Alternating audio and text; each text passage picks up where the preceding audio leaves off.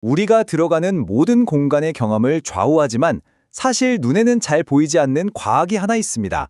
바로 건축 음향학인데요. 오늘 그 보이지 않는 세계의 핵심 원리들을 한번 제대로 파헤쳐 보겠습니다. 여러분, 혹시 이런 경험 없으세요? 어떤 공간에 들어가면 마음이 편안해지는데 또 어떤 곳은 괜히 정신없고 시끄럽게 느껴지는 거요? 이 익숙한 질문이 바로 오늘 우리가 파헤쳐볼 이야기의 시작점입니다.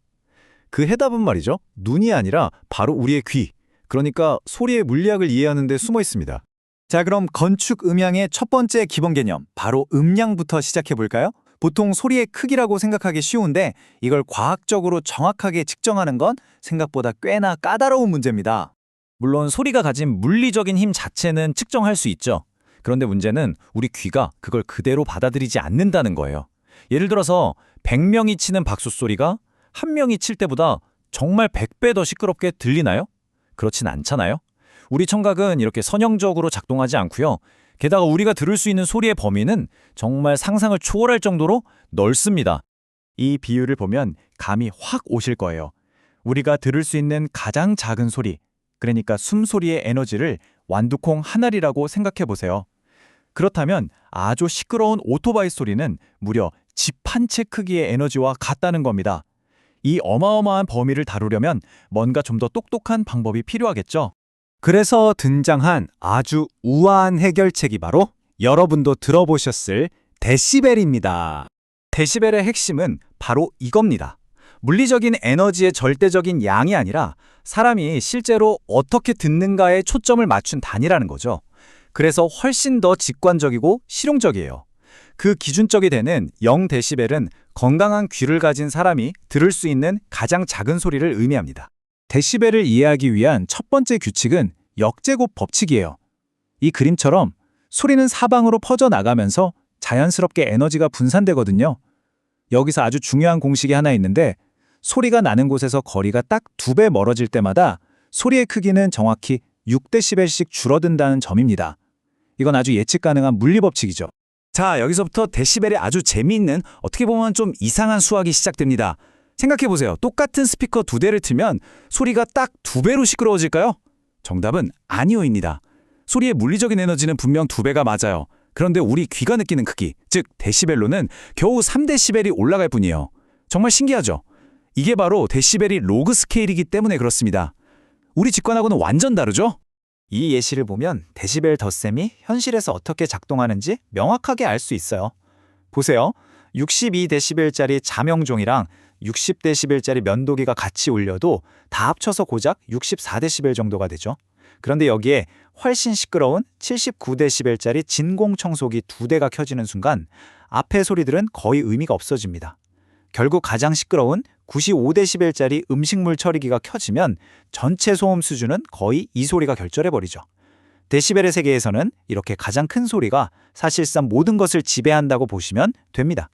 자, 지금까지 소리가 얼마나 큰지, 즉 음량에 대해 알아봤다면 이제는 그 소리가 어디로 가는지, 그리고 공간이 소리의 경로를 어떻게 바꾸는지 바로 전파에 대해 이야기해볼 차례입니다.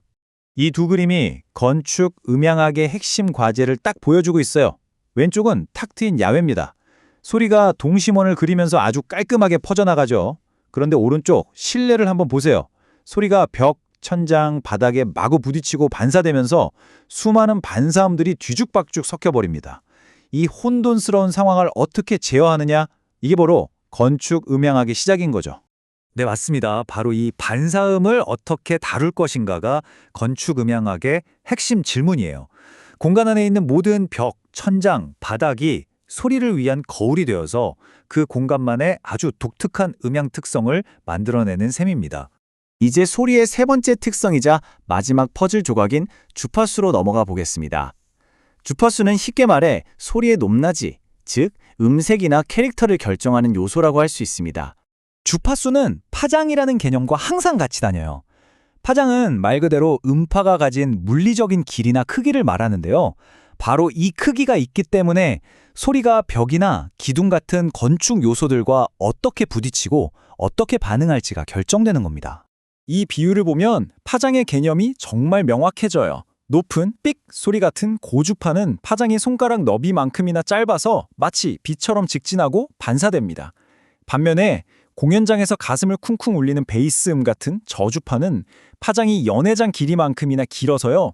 웬만한 기둥 같은 장애물은 그냥 스르륵 휘감아서 돌아가 버리죠. 이 복잡해 보이는 그래프는 등청감 곡선이라는 건데요. 우리에게 아주 중요한 사실을 하나 알려줍니다.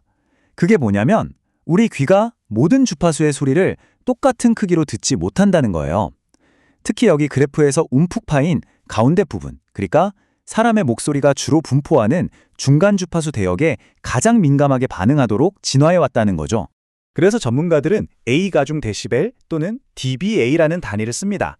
이건 기계가 측정한 순수한 데이터에다가 방금 본 인간의 청각 민감도 필터를 한번 씌운 값이에요. 우리가 둔감한 저주파 소리의 영향은 좀 줄이고 민감하게 듣는 중고역대 주파수에 가중치를 둬서 실제 우리가 느끼는 시끄러움에 더 가까운 숫자를 만들어내는 거죠. 자, 그럼 지금까지 살펴본 세 가지 핵심 개념, 바로 음량, 전파, 그리고 주파수를 모두 모아서 정리해 보겠습니다.